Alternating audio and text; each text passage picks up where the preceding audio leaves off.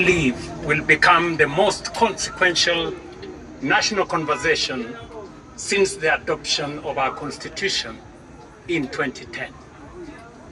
A national conversation about Kenya's development charter.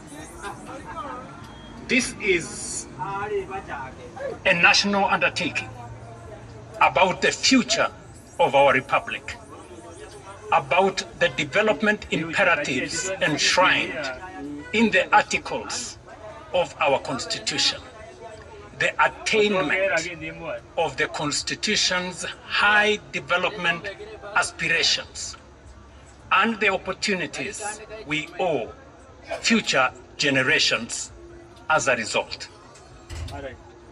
This national conversation must rise above politics, transcend electoral cycles, and unite us around a shared destiny.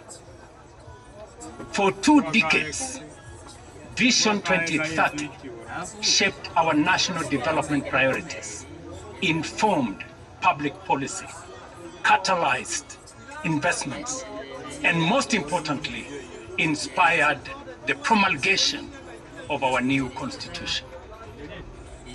As Vision 2030 approaches its horizon, our responsibility is not simply to replace it with another government document or plan.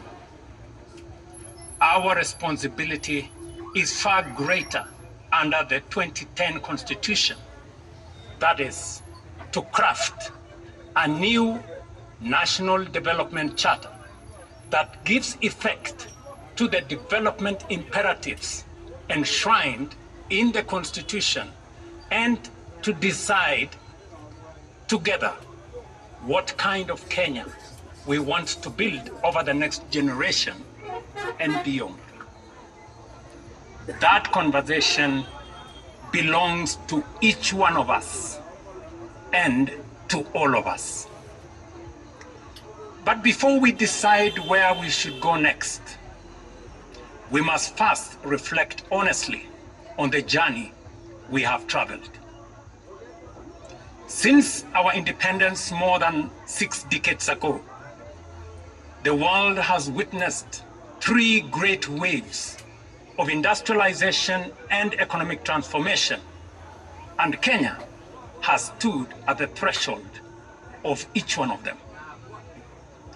Each wave lifted hundreds of millions of people out of poverty, transformed low-income economies into high-income nations, and created new centers of high economic growth, manufacturing, innovation, and global prosperity.